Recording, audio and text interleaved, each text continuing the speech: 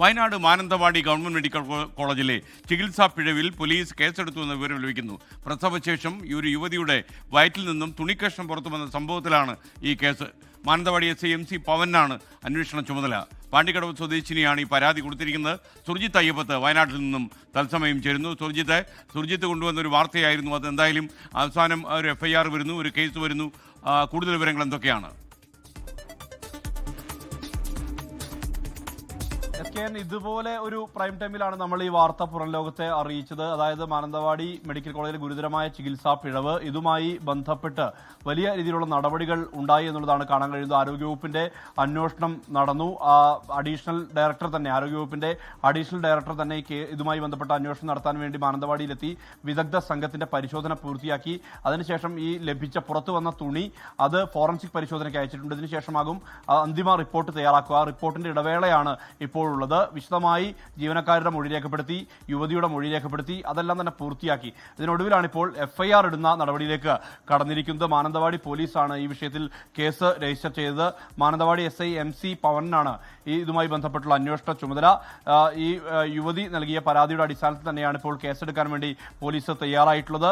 ശരീരത്തിൽ ലഭിച്ച തുണിയുടെ കഷ്ണം അന്വേഷണത്തിന്റെ ഭാഗമായി കസ്റ്റഡിയിൽ എടുത്തിട്ടുണ്ട്. ജനപ്രതിനിധികളുടെ സാന്നിധ്യത്തിലാണ് ഇത് കസ്റ്റഡിയിൽ എടുത്തത്. 2 തുണി കഷ്ണങ്ങളാണ് ലഭിച്ചത്. അതിലൊന്ന് ആരോഗ്യവകുപ്പ് അധികൃതർ പരിശോധനയ്ക്കായി കൊണ്ടുപോയിട്ടുണ്ട്. മറ്റൊന്ന് ഇപ്പോൾ പോലീസിന്റെ കൈവശമാണുള്ളത്. ഇത് വിശദമായ രീതിയിലുള്ള ഫോറൻസിക് പരിശോധനയ്ക്ക് വിധേയമാക്കും. ഇതിനുശേഷമാകും തുടർ നടപടികൾ ഉണ്ടാവുക എന്നുള്ളതാണ് ലഭ്യമാകുന്ന വിവരം.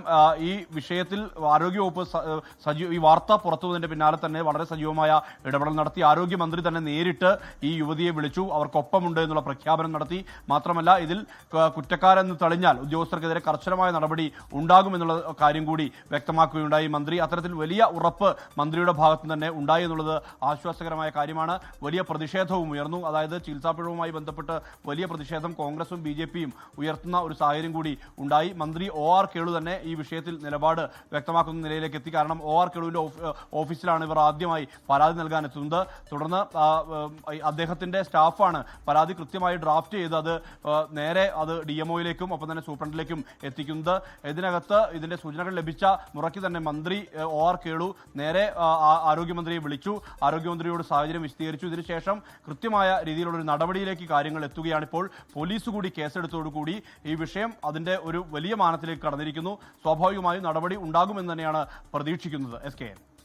ഓക്കെ, സുർജിത്ത് അയ്യപ്പത്താണ് വിവരങ്ങൾ നൽകിയത്. എന്തായാലും ആ സ്ത്രീക്ക് നീതി കിട്ടണം. പാണ്ടിക്കടവ് സ്വദേശിനിയാണ് പരാതി നൽകിയിരിക്കുന്നത്.